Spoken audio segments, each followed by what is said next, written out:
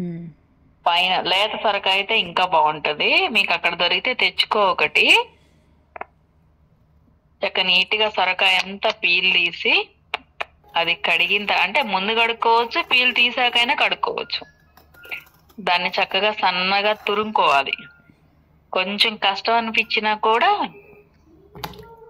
మెల్లగా చిన్నగా తురుముకుంటే నీకు మంచిగా వస్తది. ముక్కలు పెద్ద పెద్ద ముక్కలుగా కాకుండా చిన్న చిన్నగా పంటికి తగులుతూ ఉంటది. దాంట్లో తురిమిన పల్పులో నానబెట్టిన పచ్చెనపప్పు, ఉల్లిపాయలు సన్నగా తరిగి, పచ్చిమిర్చి సన్నగా తరిగి, కొత్తిమీర సన్నగా తరిగి, జీలకర్ర, ఉప్పు, కొంచెం పసుపు, కారానికి పచ్చిమిర్చి ఉంది కాబట్టి సరిపోద్ది, లేదంటే కొంచెం కారం యాడ్ చేసుకోవచ్చు.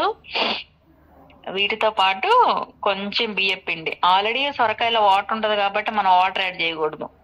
బియ్యం పిండి సరిపడినంత బియ్యం పిండి కలిపేసి మన చపాతీ సుద్దలాగా చేసుకోవాలి.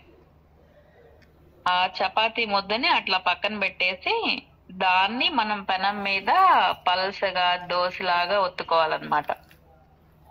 ఒత్తుకుని మధ్యలో చిన్న చిన్న హోల్స్ పెట్టుకుని దాంట్లో ఆయిల్ వేసేసి మూతేసి పక్కన పెట్టేస్తే రెడ్ గా క్రిస్పీగా వస్తుంది. క్రిస్పీగా ఉంటే చాలా టేస్టీగా ఉంటది. నీ తమ్ముడికి క్రిస్పీగా కావాలి కదా, నేను క్రిస్పీగానే కాల్చాను. మరి నాకు నల్లగా ఉందని నువ్వు పేర్లు పెట్టకూడదు, జస్ట్ చూసి చేసుకోవడమే. దీన్ని ఒకసారి ట్రై చేయి, బాగుంటది. మీకు అక్కడ సొరకాయ దొరికితే తెచ్చుకో.